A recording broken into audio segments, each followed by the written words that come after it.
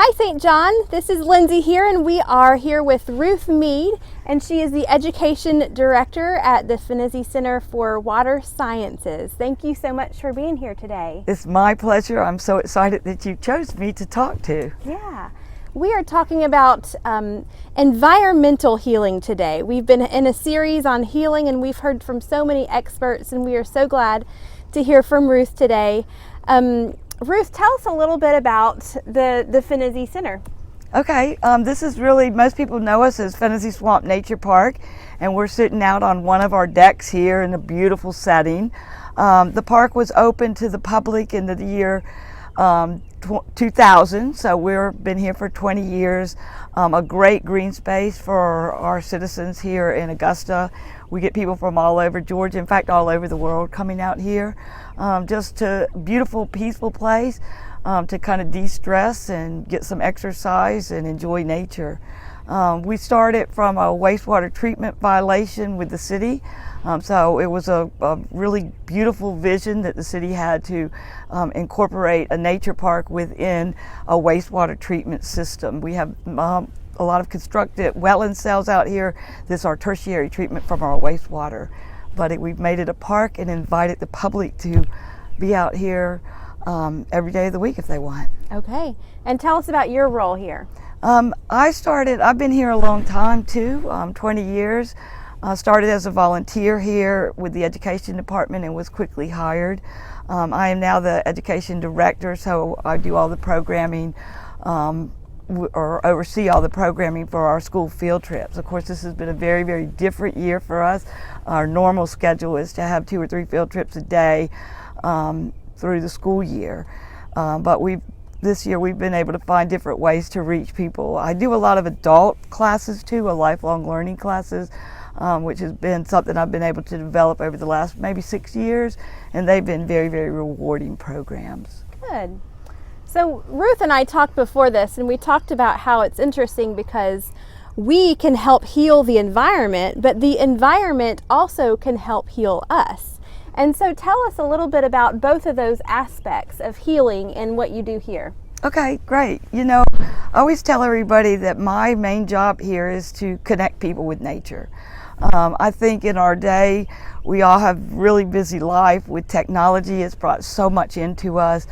But we need this connection to nature. We need to get out. It has rewarding benefits for us. And so my job here is to make people feel comfortable in our natural habitat, to come out and see how we're connected. By doing that, I think that people gain an appreciation for the natural world, and that it actually, by them having a commitment now to this setting, they want to protect it. They want to do the right thing to always be able to have our natural habitats. That's right. My spirit already feels healed just by being outside and listening to the birds sing. Yeah, if you want, I'd like to elaborate a little bit on that. Sure. You know, the person that I go back to and really look at is Aldo Leopold. And he did a lot of writings for us. He did a lot of things to introduce us to the natural world. He was born in the 1800s and actually died, I think, in a wildfire on his property in like 1948 or somewhere in there. I'll have to go back and look at those dates, but look up Aldo Leopold. Very famous for bringing wildlife management into our college systems. But he wrote an essay. I happened to bring some books just to show. This was his book, the Sand County Almanac. And in this book, he wrote an essay on the land ethics. And what he wanted us to know, this big take home from that was, a quote from that was, when we see land as a community to which we belong, we may begin to use it with love and respect. So in other words, he wanted people to realize that we are part of this earth. We were born here. We didn't just get placed here. And if we look at the natural systems, then we realize that we are part of this and we're connected with nature. to me, if you go out into the woods or at a creek or just a walk in your neighborhood, you start seeing connections. Everything is so interrelated. It's just a beautiful design, if you will. And you see maybe a ladybug out doing something, and because the ladybug's there, something else is there, and they connect. And if something is out of whack in the system or out of balance, then the whole system is out of balance. So how do we learn to understand our natural worlds? And we don't seem to see ourselves as part of it. We build our cities, we put these make-believe yards with manicured lawns. We don't like to go outside. We see a bug, we spray everything down. We want beautiful butterflies, but we don't want the caterpillars that ate our flowers to get there. And so we have to start understanding the balance of nature and seeing us as part of it. Maybe making our lawns more friendly to what belongs in the world with us, to try to keep a balance. So what I like to think of myself as doing is bringing people out to see the beauty in nature, the design that was here, the world that was given us to enjoy. I feel like we need to be stewards of it. And we can't begin to do that without an appreciation and love and respect for our natural world. Right, absolutely. And I know that recently with COVID happening, your families might have been going on a lot more walks than you normally would have, because that's really, all there is to do sometimes is go outside and enjoy it. And so I know that that's very healing, and we've realized that in the past year. So tell us if you have a particular story of anybody that has experienced healing through the environment, or anybody who has participated in healing of the environment. Do you have any particular stories of that? Yeah, this is where I could be in trouble. I have lots and lots of stories, especially from COVID.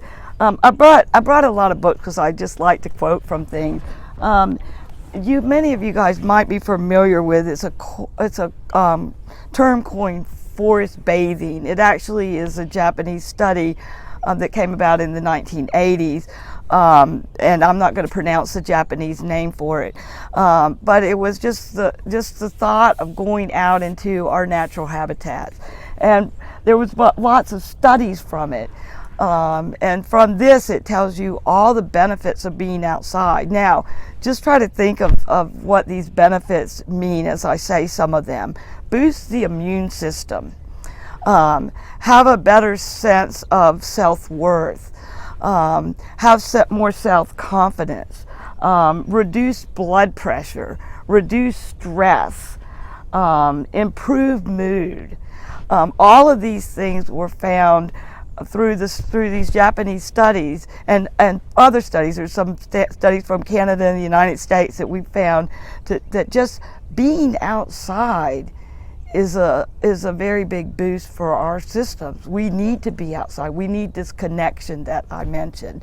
Just living on a tree-lined street, they said, improves your outlook on life, your mood, your stress level, your risk of heart disease. All of that is improved, and they've done studies that prove that. So getting to my points, a story that I really like to talk about, that I gave this person the Forest Bathing Award for, because I felt they really discovered it better than anyone. I run a series of adult class programs, and one of them is the Georgia Master Naturalist course, which is just a very rewarding 10 weeks of getting out and looking at the natural world around us and all the aspects of it. But I had a particular person who was taking it one year. He had worked, I think he was in the medical field for most of his life.